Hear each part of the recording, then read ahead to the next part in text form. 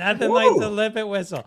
Welcome everybody to Crossing the Streams, where we answer the universal question: what should I be binge watching next? I just finished something, and now I got to watch something else. Well, you've come to the right place. We have over 115 hours of streaming binge watching suggestions on our YouTube channel. This is episode 116. So, wow. Yeah, I know. It's at least four per episode. So you do the math, because literally I can't.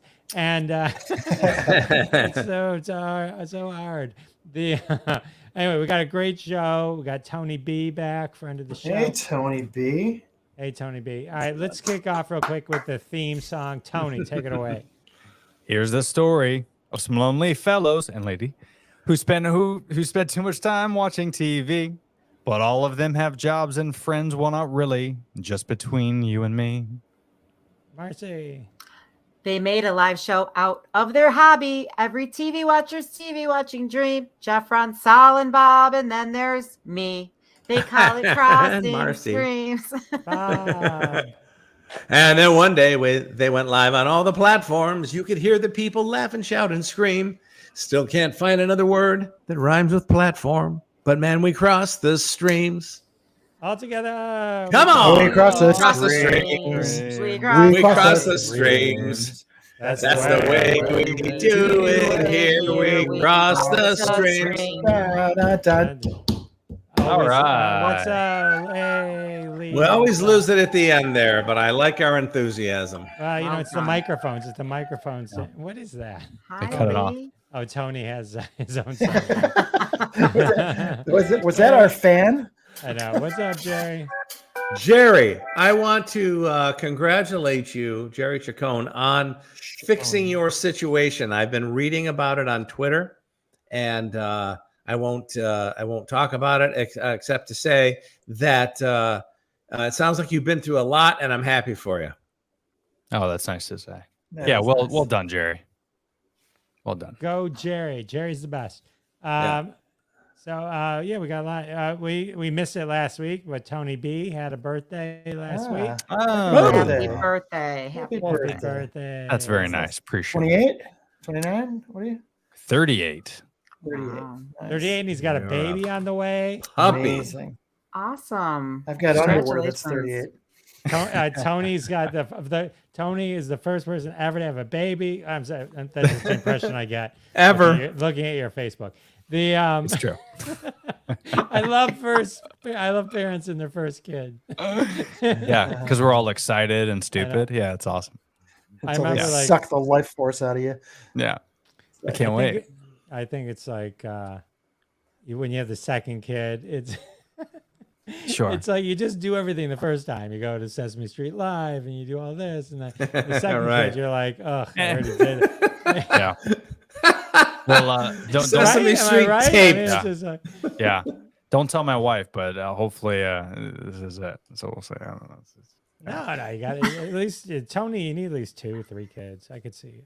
Yeah. You need a whole rat pack. I'll let you know once the podcast goes viral a little bit more. Maybe I'll get excited about 2. But for now, 1's good. Yeah. But we're stoked. Yeah, we got 10 weeks left, so she's getting ready to pop. It's exciting. That's awesome. The best is when if you're out somewhere, the closer you get to your wife's due date, the reaction's always different. I remember we were somewhere and they're like, "Oh, when's your due date?" And we're like, "Today." And they slowly step backwards. Yeah.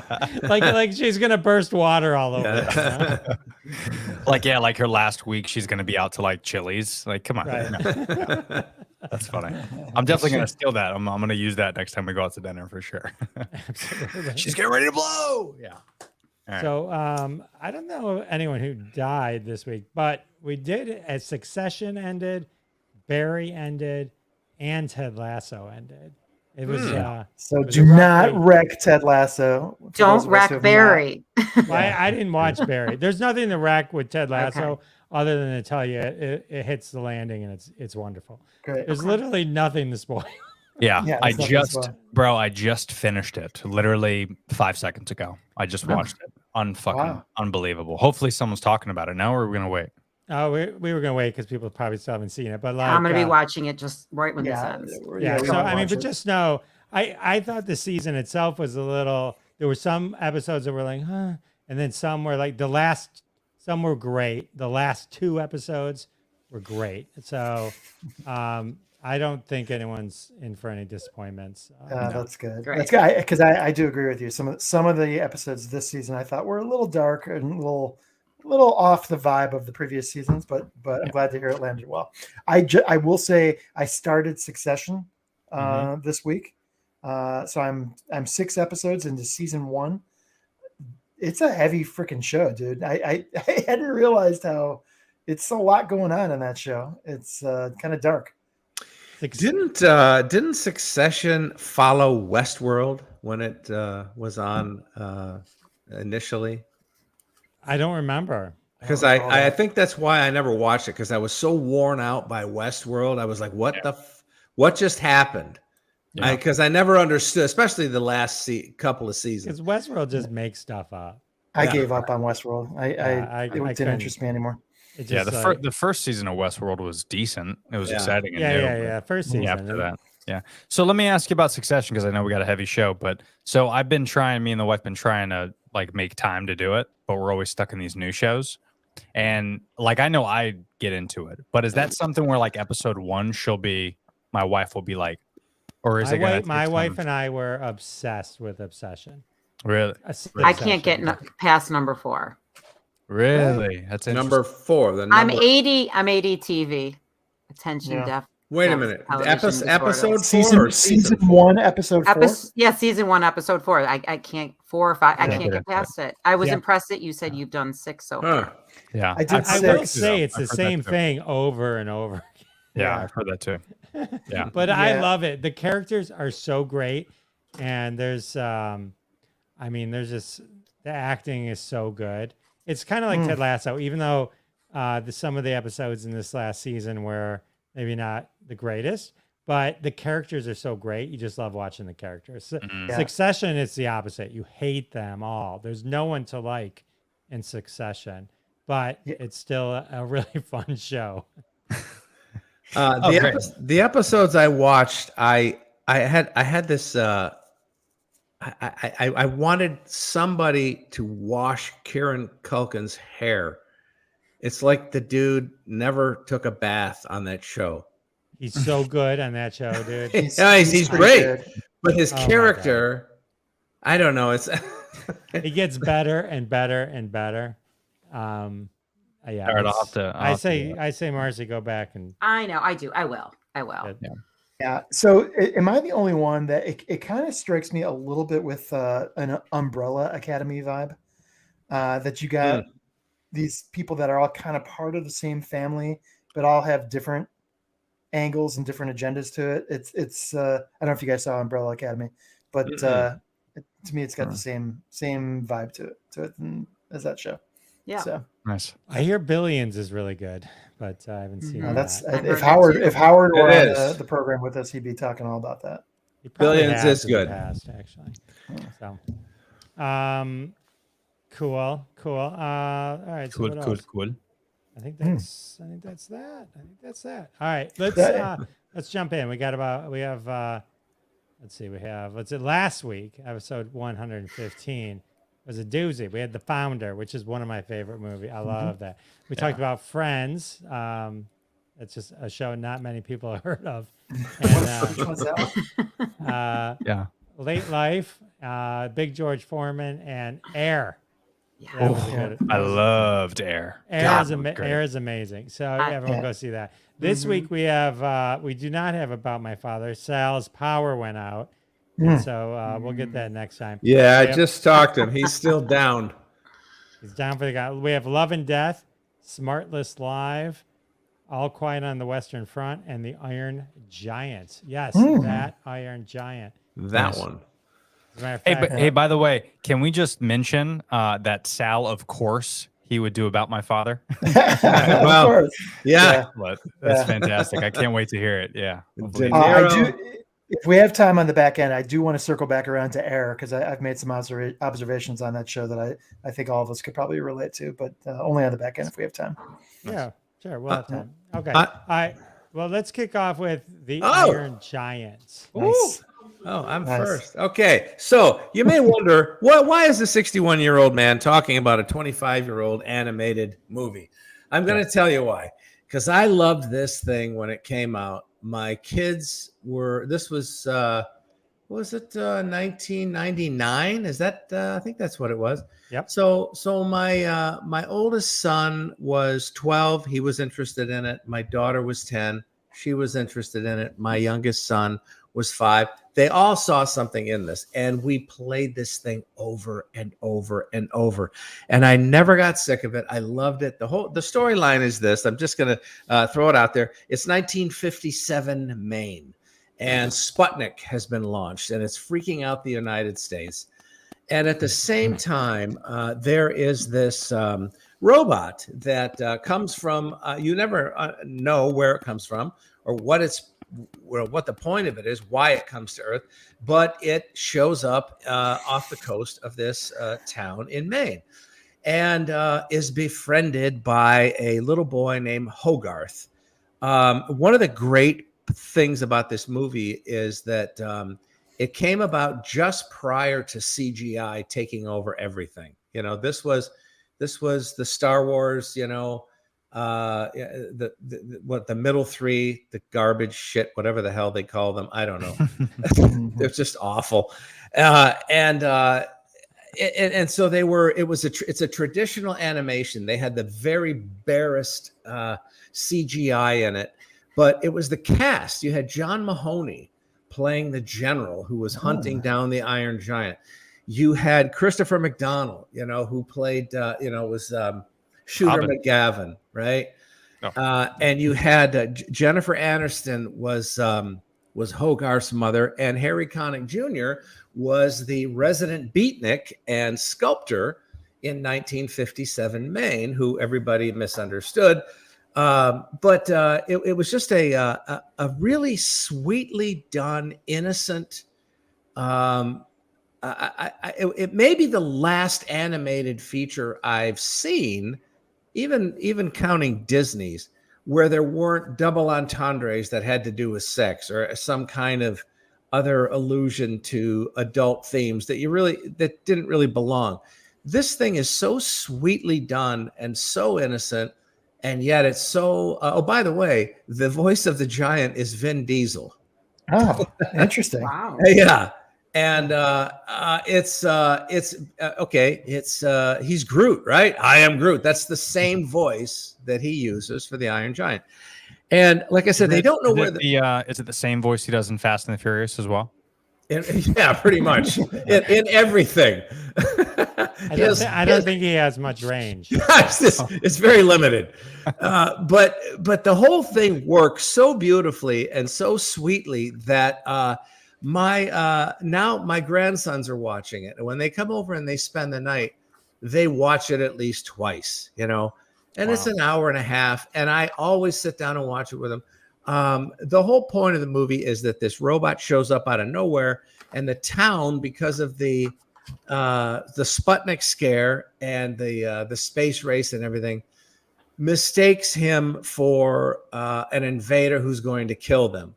But I don't want to. For anybody who hasn't seen it, I mean, oh my God, how many spoilers can you have for a 25-year-old movie? Mm-hmm.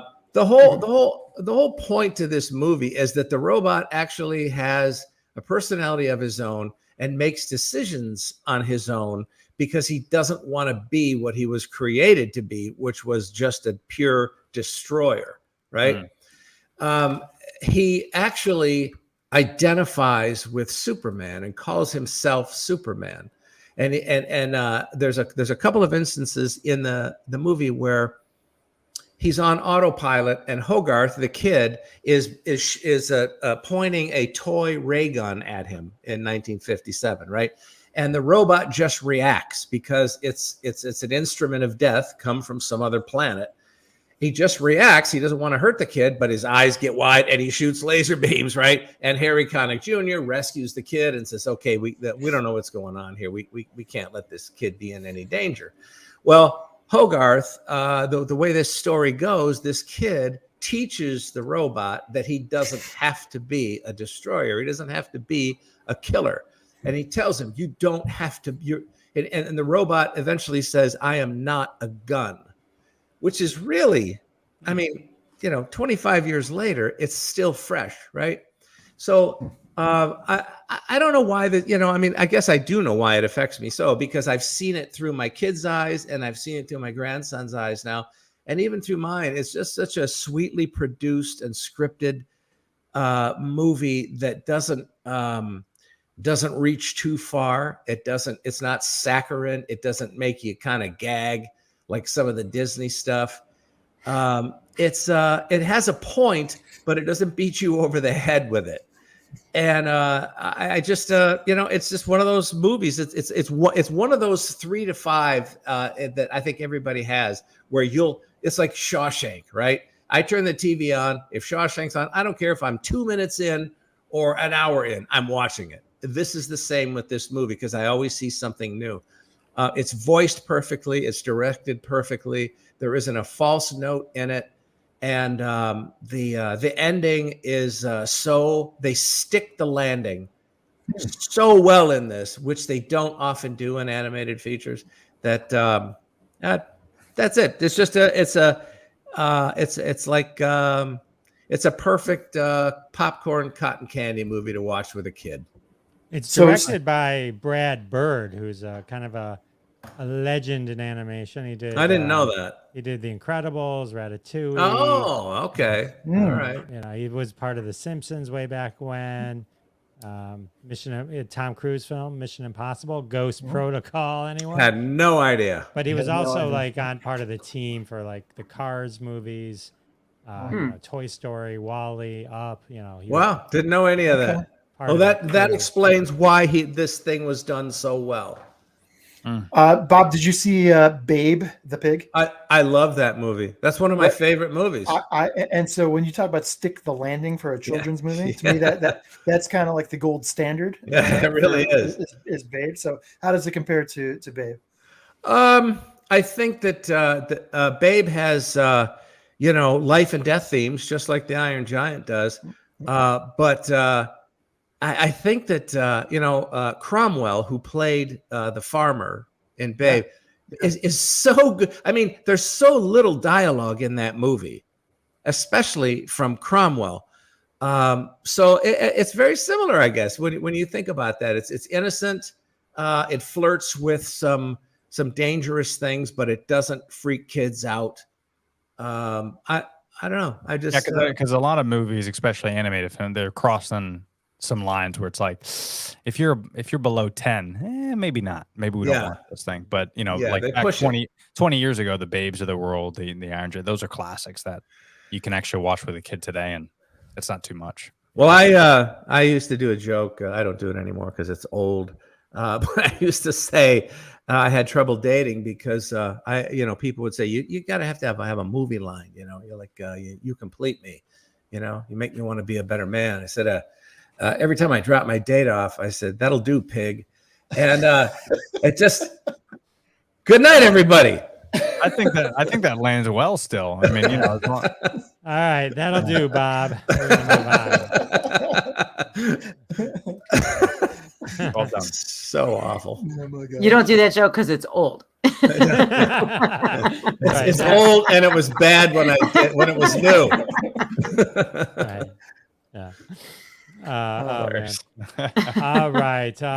Let's do. I've been interested in this one. Let's do Love and Death with starring the Scarlet Witch. Jazz. Nice. That is her full name on Wikipedia.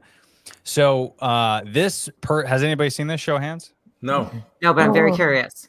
Oh my God. So I was kind of hesitant at first, only because, well, first I love Elizabeth Olsen. She's just an incredible actor. But I really like Jesse, the guy that's in it. Plemons. Plemons. Yeah. Love that guy. He's the man. I mean, mainly because of his role in the Game Night. If you ever seen that with Jason, Yes, I love that one. he's like perfect.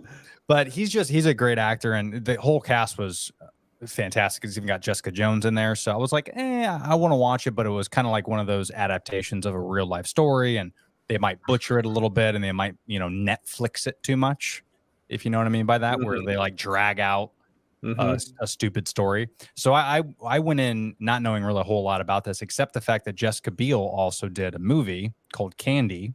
That's the one I saw. I'm looking at that right now. That's right. So the whole story, if you don't know, it's a true story. It's not based on a true story. Apparently, this series in particular, shot for shot, script to script, essentially the entire thing was from everybody in the town, and it was like really put together well, kind of like Candy was as well, to where every single part of this, the events, the locations, everything was how it happened, allegedly. So like when it first hits, it doesn't say based on a true story. It says this is a true story. So right away when I saw that, I was like, interesting. Okay, I'm in. And then it's only 7 episodes. So the first, I don't know, 2 or 3, you're kind of in this thing where like Elizabeth, because you know what happens, obviously, spoiler alert, it happened in the 70s. So you kind of know what happened, that she's a killer and psycho and she murdered this girl. You don't really know why. Maybe you heard about it. And the first couple episodes, you're like, oh, she's a psychopath.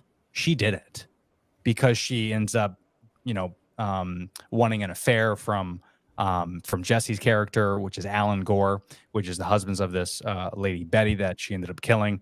But the whole like dynamic that they have, and they're so hesitant to start this affair, and they're both married and they both have kids, and it's like this weird dynamic where they don't really know what to do. And then you start to like feel bad for this guy Alan, because you realize that Candy's a psycho.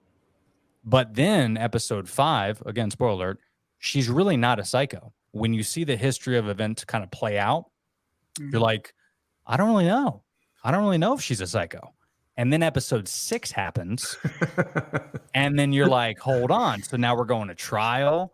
Now there's all these witnesses. And it's very like, imagine if my cousin Vinny, the monologue, the beautifully comedic monologue of the court, that's how the last couple episodes are, but it's very serious and shocking and emotional.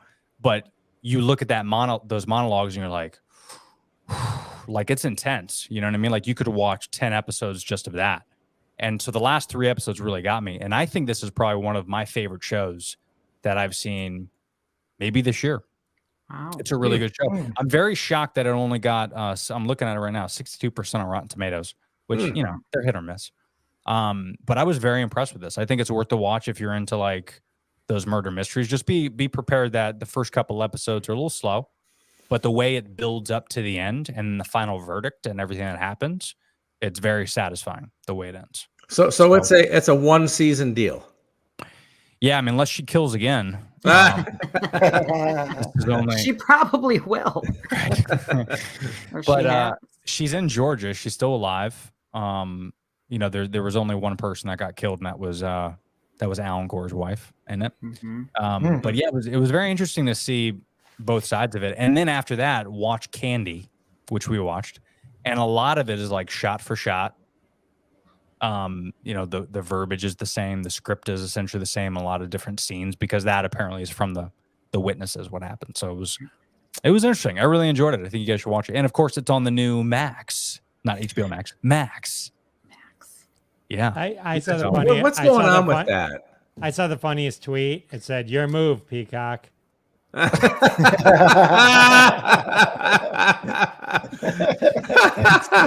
really funny.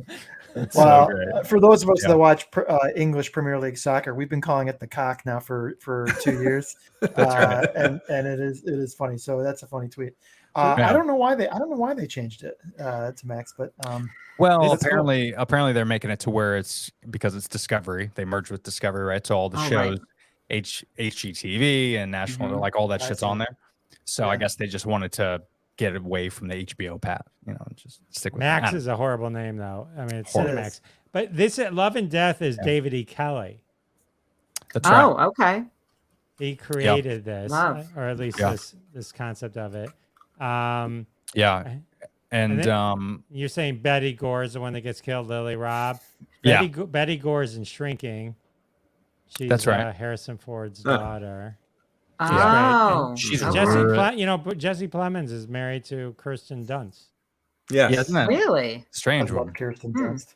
That's a strange one. Yeah. Wow. No, but it's star-studded. There's a few goodies in there, but just the acting is great. It's very dark at times, but there's also like some moments where, you know, some of the things she says and that he says, because they're so new to like being in an affair, there's like this awkward, you know, we just want to fool around, but we don't want a relationship. So there's this awkward dynamic until they get into it. So the first couple episodes are like, it's kind of funny, but it's also dramatic, and it's good. It's worth the watch. And 7 episodes, they're an hour each, so it's an easy watch. You could duck it out in a week, but I think you'll be satisfied with it. The last couple episodes got me. It's good. I enjoyed it. Yeah, so check it out. So here's some trivia. Love and Death started filming before Hulu's Candy. Candy just finished first. Wow, did not know that. And Candy was a movie, not a series. Okay. Right?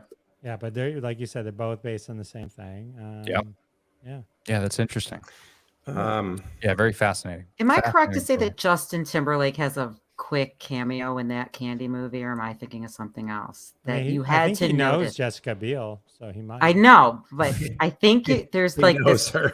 I think that he plays a character. Aaron, it was a series. Aaron says Candy was a series, not a movie. Oh, I'm gonna. yeah. And it's I'm gonna have to- it's Kristen Ritter, not Jessica Jones. Just Well, she's Jessica Jones. I know she is Jessica Jones, but yeah, just saying. That's who she is in my eyes. No. She's the really sort of pale, dark-haired. Yeah, she's the one. Like if she's got the best side eye gif in GIF. Yes. The eye roll gif. Yeah. Yeah. No, but it's good. That's good. Now I'm gonna have to watch Candy, the series, for sure. Yeah, sounds good. All right, well that's awesome. All right, Enjoy. very good. Love and Death. Look at us All right. flipping along. Let's change the mood. Let's go to Smartless on the road. It's a Max original. Also on Max. Yeah, also on Max. Look at Max winning over the crowd. Max it is. Okay, Max so original. Smartless on the road. I was asked by a girlfriend to start watching Smartless on the road. She thought that it would be a show I would absolutely love. I had never heard of Smartless. It is a podcast. Have you guys heard of this? Nope. Smartless? Okay, this is what's I had a feeling. I I know. It's a good show, actually. I know you Googled it, Jeff. No, just kidding. I know Smartless. So here's we've got 3 guys. Maybe you've heard of the guys. Jason Bateman, Will Arnett. They want to do a podcast. They mention it to their friend Sean Hayes from Will and Grace. Is he Will or Grace? He's Jack. Just Jack. Just Jack. So so the 3 of them get together to try out a podcast during COVID 2020. They have 37 million subscribers to their podcast. Wow. I understand that is like 10 million more people than Netflix has as customers. I swear I just read this. And 12 million more than Crossing the Streams. It's crazy. Yeah, they sold for like 20 million. Yeah.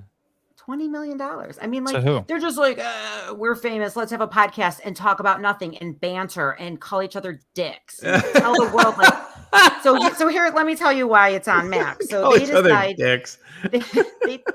to take their podcast with all their followers to the road. And they hit Boston, Brooklyn, Washington, D.C., Chicago, Madison, Wisconsin, and Los Angeles. And they decide to do these live shows with couches on the stage, and their whole theme with their show is a surprise guest. Only 1 out of the 3 knows who the guest is going to be for each show, and no one can prepare anything. And then they announce them, and everyone gets excited for this guest, whether it's someone famous for being in a movie or TV or a comedian or the president. They've had Joe Biden. They've had so many. So they take this live and they bring a documentary crew with them, and they film the 3 of them traveling together, airports, hotels, ordering room service, bantering, talking about how gassy Jason Bateman is. Jason Bateman is he's a little crazy. I mean, you really learn about these guys. Jason Bateman I love is Jason Bateman. very healthy.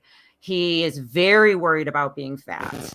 And I mean, I'm just going to say this. Jason Bateman and I ordering in a restaurant would probably give a waitress a freaking heart attack. If Jason Bateman and I were I'm like, he's ordering and I'm like, oh, yeah, absolutely. Right there. But it's just funny listening to him, and everywhere he goes, he has to have gas X. He will. I've heard Jason Bateman now fart more than my husband. So anyway, you really get to know these guys. So they hit the stage and you even see them talking like, what are we going to do? Like, what are we going to say? Should we talk to the audience? And they're like going on stage in like 3 hours. So every show is sold out. The very first show is Washington, D.C. They go out and just start talking to the audience, and they sit down and they bring out their first guest. And I am going to have, I don't like spoiling, but you know what? I'm just going to tell you who the first guest was. So they bring out Will Ferrell.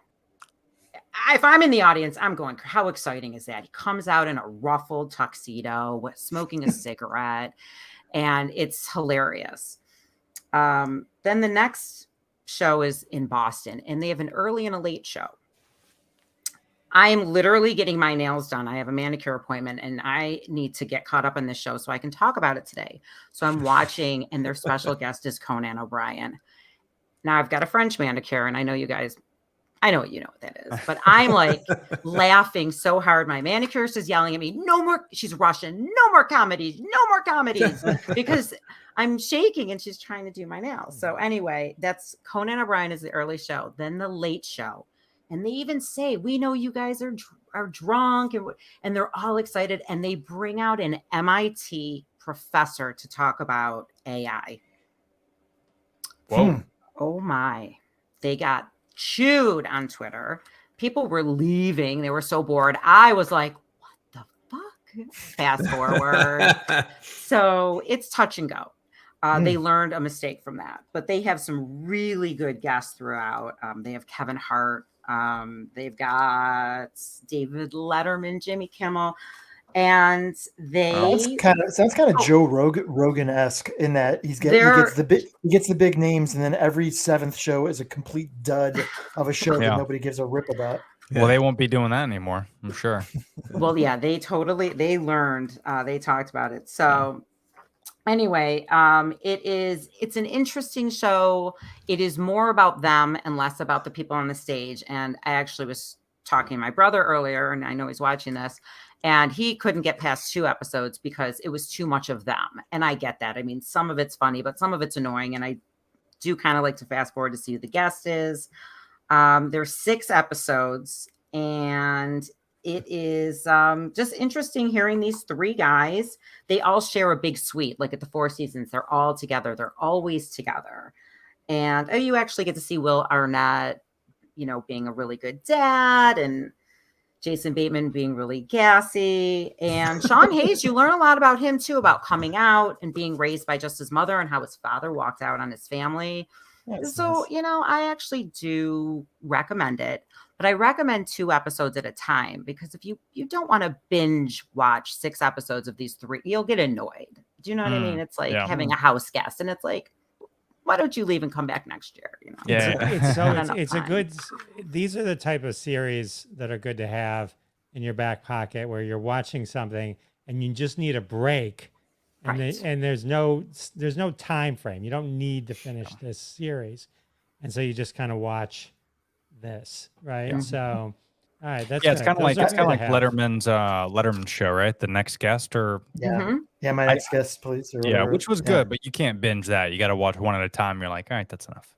A lot of these celebrity interview shows, though, the celebrity interrupts and becomes a lot about them. You won't get that on Classic Conversations. I do let. Of course not. And where can they find Classic Conversations? Anywhere you listen to podcasts.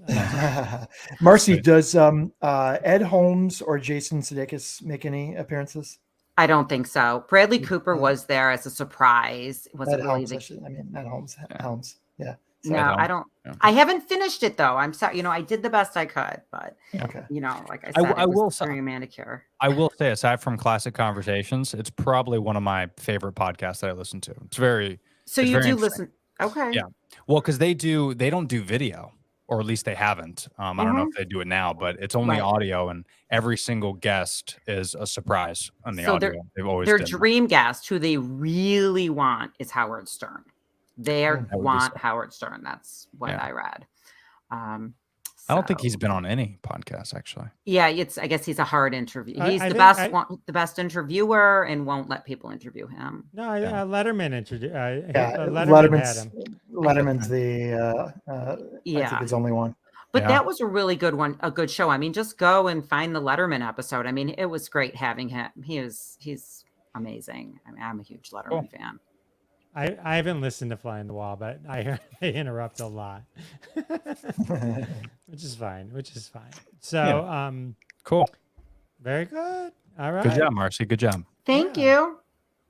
Good Will job, Arnett- Mars. but Thanks. Will Arnett and Jason Bateman they're all funny. Even I've listened to a lot of Smartless podcasts, and they do have a good banter, the three of them, with their guests. So Yeah, I'm very envious of the whole thing. I would love for that to be my job. Just to, I mean, I love being quick-witted, and I'm like, I could hang with them.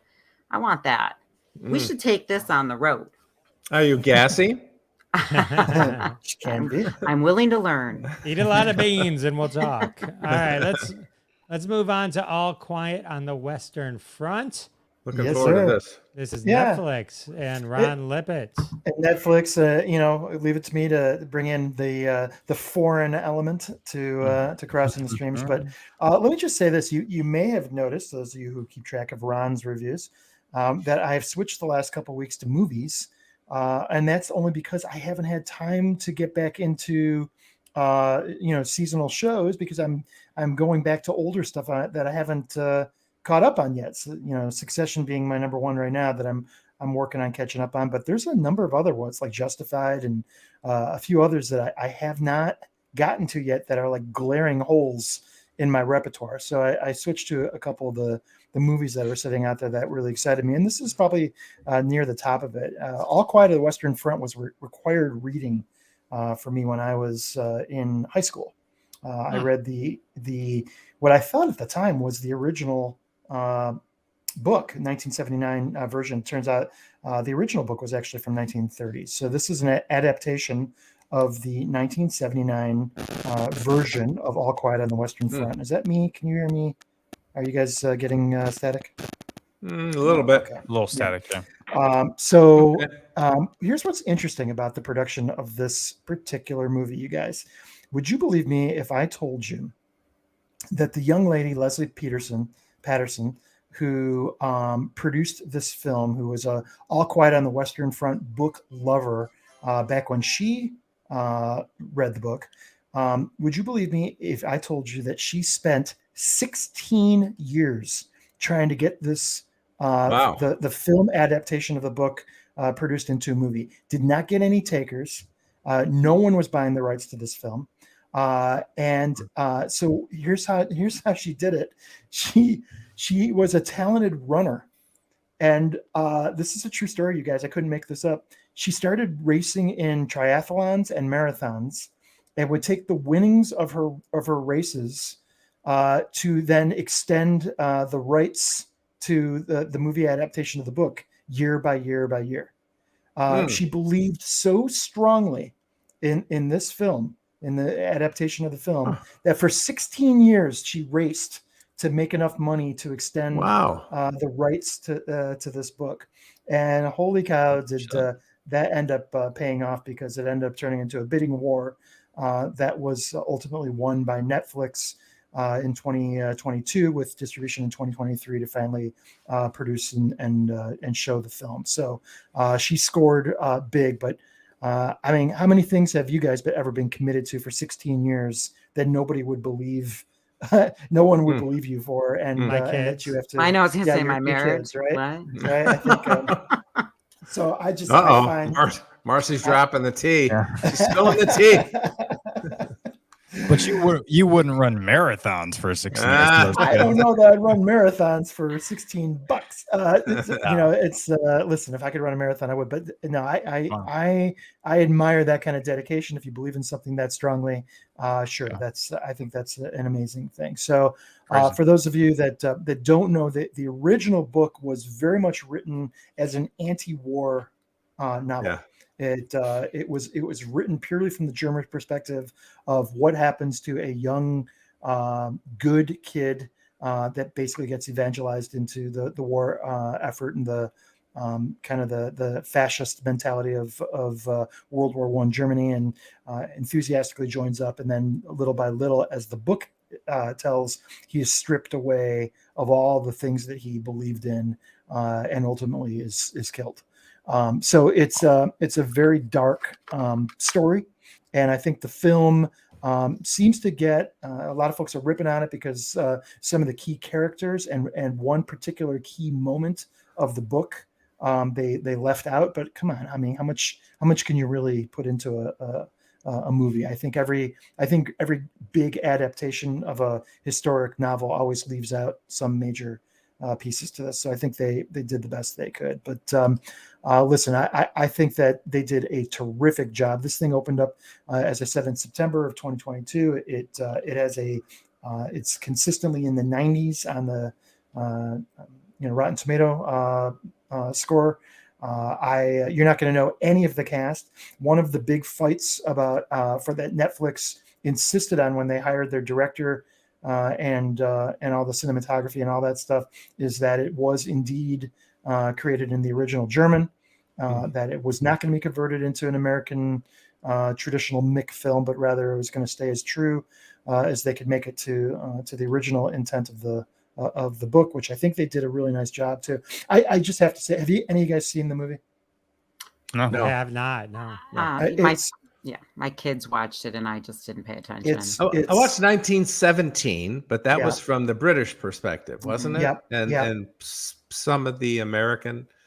I would say this: 1917. And listen, those are the two.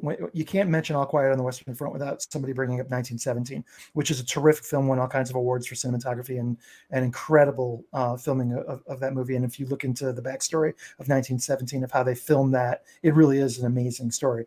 This is a different kind of story. This is not about a mission that goes awry and somebody's incredible efforts to see through the mission despite the odds. This is more of a story about society itself, and it's a really dark story. I mean, it's not. I'm not going to lie.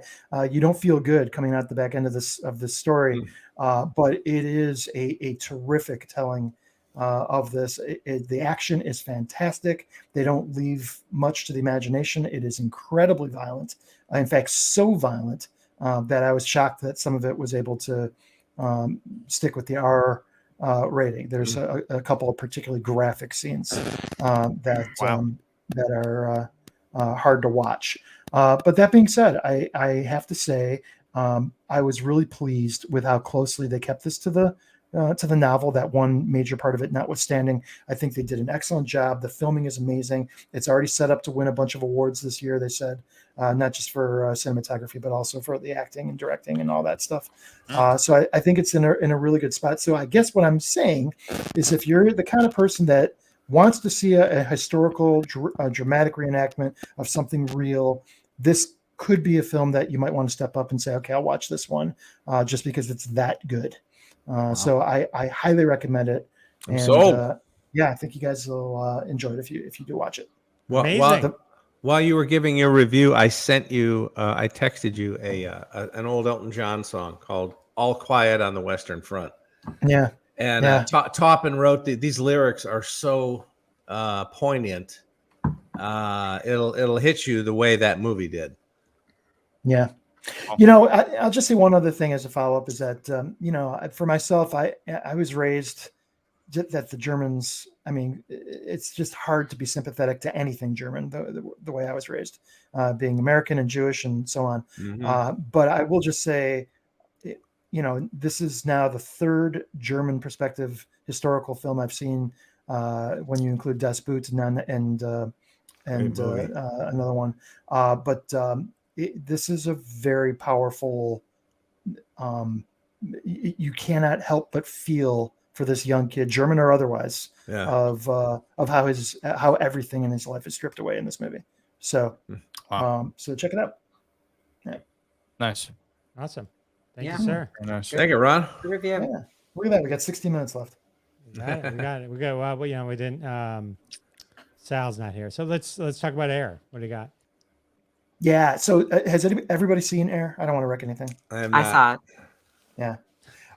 So Jordan gets signed and they make a shoe. I think everyone. Yeah. I think everyone knows that story. Shoe. Fair. I was fascinated. First off, I was fascinated by the review last week? I think it was. We did the review. I watched it immediately after the review. That's another one. I was like, how did I not even hear about this movie? And would you believe me if I told you I've watched it now 3 times? Air? Air. I've watched it 3 times. Wow. Yeah. I'm amazed by this movie. I'm amazed by the story. I had no idea about any of it.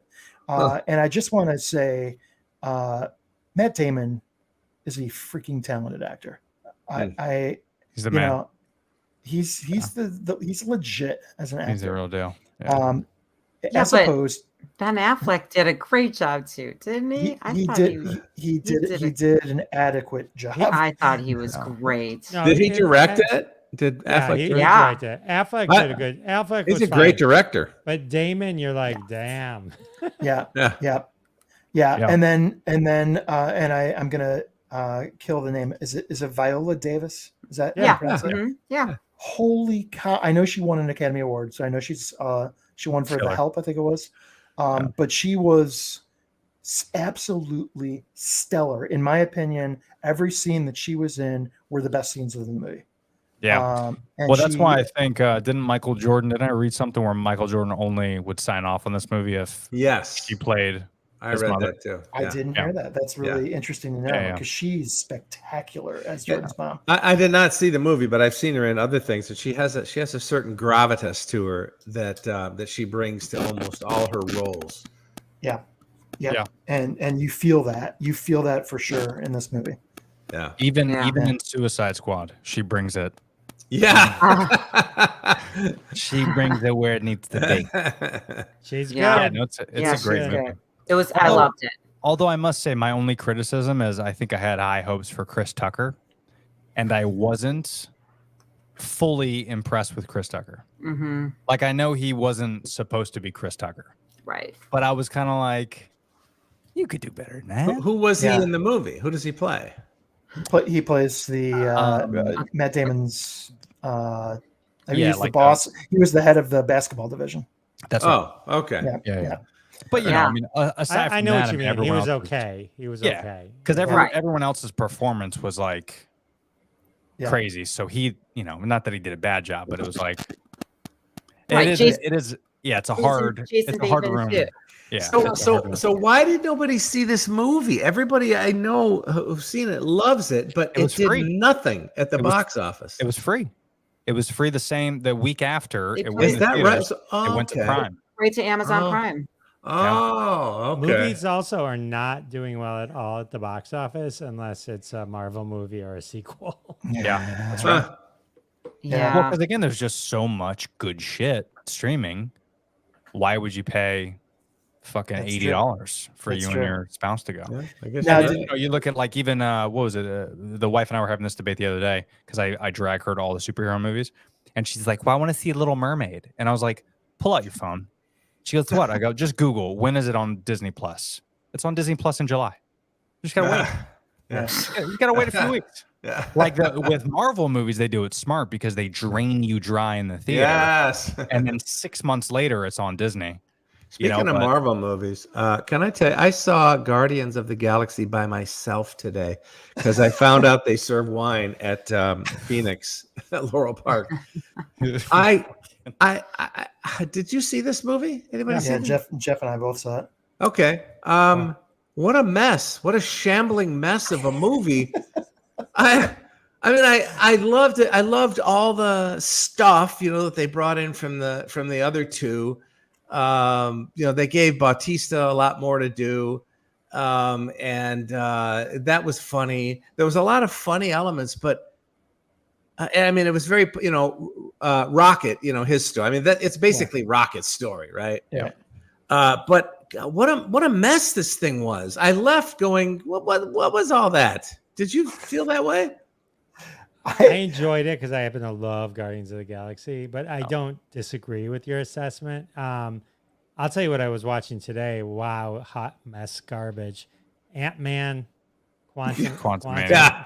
I didn't even watch it. I refused to watch that one. Oh Yeah. my God. Yeah. Yeah.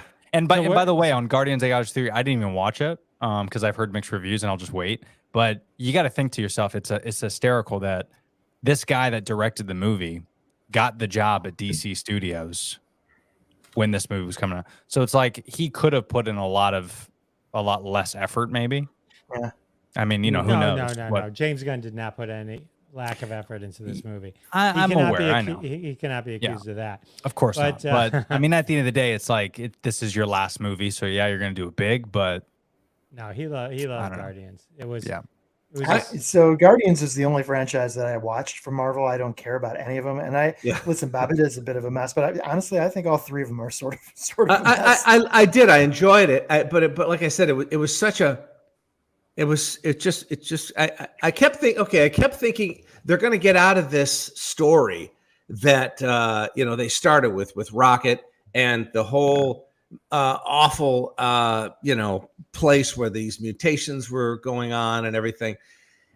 But it never left there. It stayed in that grim kind of. It was sad. It was a sad movie. it was like Endgame. Yeah, it was like. Right, I mean that was like there's so much stuff involved. Yeah, but this was the final hurrah. Did you guys see AI with who's Olsen? What's his name? Joaquin Phoenix. No. Years ago? Yeah. AI. The Spielberg movie?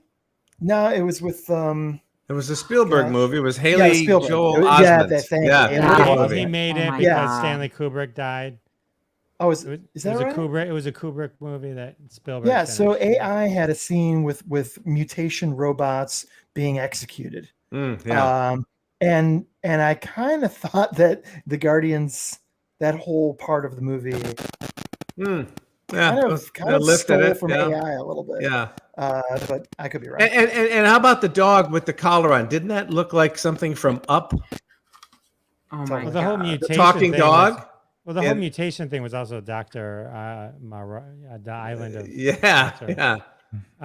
the Island of Dr. Monroe. Little bit of Toy Story too. Yeah. Marlon Brando, Val Kilmer. Let's talk about Island of Dr. Monroe. That's a great movie. That is freaky. Yeah, classic. Wait, let's talk about Ant-Man 3 for a minute. Right, so here's the garbage. Here's the garbage. This movie. I'm trying to watch it, and. So you're like, I mean, this is the first 10 minutes, right? Ant-Man's daughter is now older and somehow, is a genius. And just by talking to Michael Douglas's character, who is the genius, who in the comics, by the way, is like the Tony Stark. He's like that genius. He creates Ultron. But he makes, he created the Ant-Man, Pym particle. The Pym particles. So Scott Lang, Paul Rudd's daughter in the movie, suddenly is creating a thing that can talk to the quantum realm. And kind of like all of a sudden forgetting that Scott Lang is an idiot. This is his daughter. They're not related to the smart people in the room, right? So there's nothing that says she would have inherited this genius. So she creates this way to kind of speak to the quantum realm and sort of create this like visual of the quantum realm. And then of course things go awry. But then what you learn is, while she is doing it, she's only talking to the Wasp and Henry. And none of them think to talk to Michelle Pfeiffer's character, who for 30 years was in the quantum realm. Right? Now they don't even bring it up. And all of a sudden it's like, wait, no, this is bad. Turn it off. Oh no, we're getting sucked into the quantum realm. And it was like, oh yeah, I never told you about how horrible this place was. But why didn't you bring it up to me? It was like, I don't know. it was so stupid. It was like in the new Ghostbuster movie where Paul Rudd, and this is where I tuned out immediately in the new one, where Paul Rudd all of a sudden's like, he's aware of everything that happened in New York. Everything. Like that's his character. He's obsessed with the Ghostbusters. You know, Harold Ramis's daughter moves to this town, and Paul Rudd's there, and he's obsessed with everything that happened in New York and the Ghostbusters.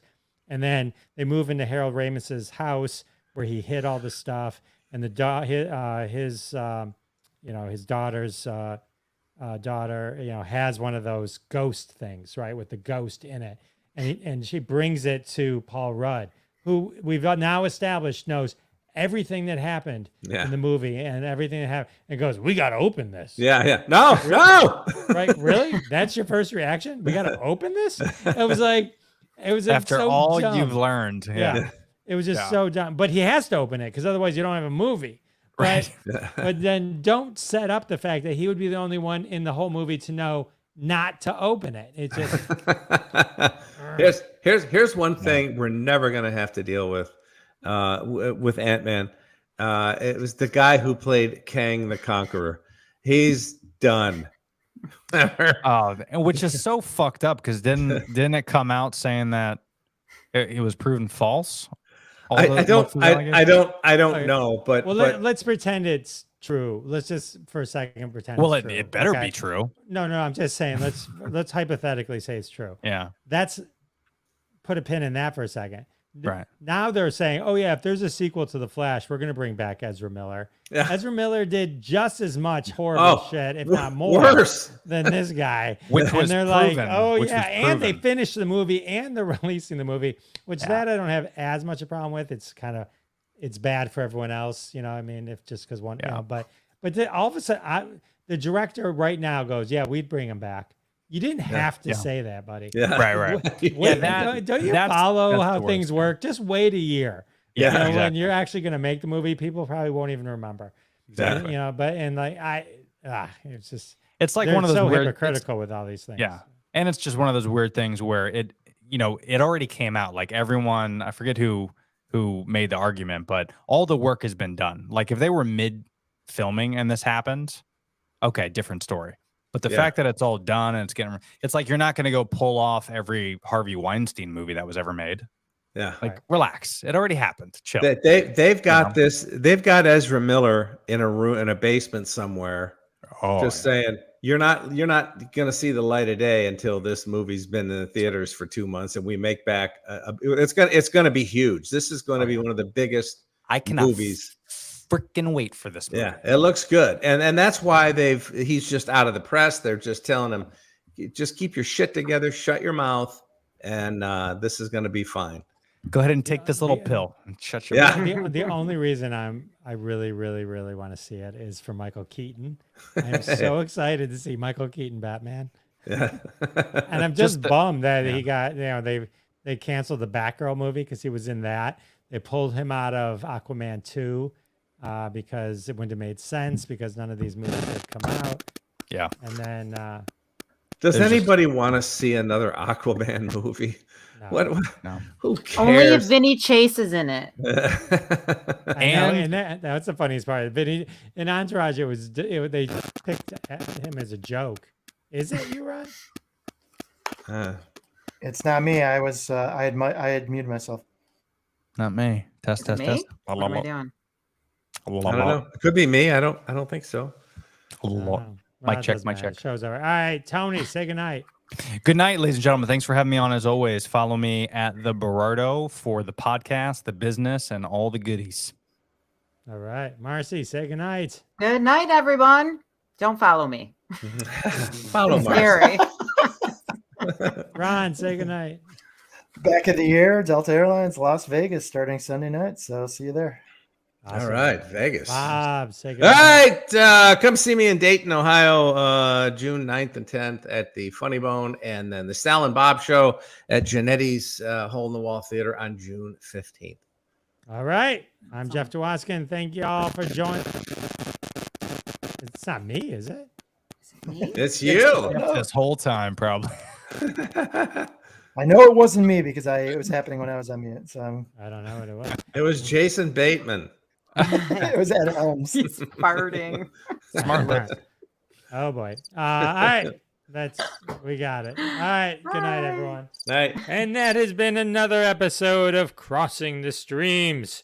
Join us every Wednesday at 9:30 p.m. Eastern Time, live on Facebook and YouTube. Follow the Jeff DeWaskin Show on YouTube to be alerted every time we go live with your hosts, Jeff DeWaskin, Ron Lippett, Howard Rosner, Bob Phillips, Sal D'Amelio. We're all in the socials. Follow us, listen to our podcasts, Classic Conversations, and the Sal and Bob Show. Check them all out, and we'll see you next week and every week when we cross more streams right here. See you then.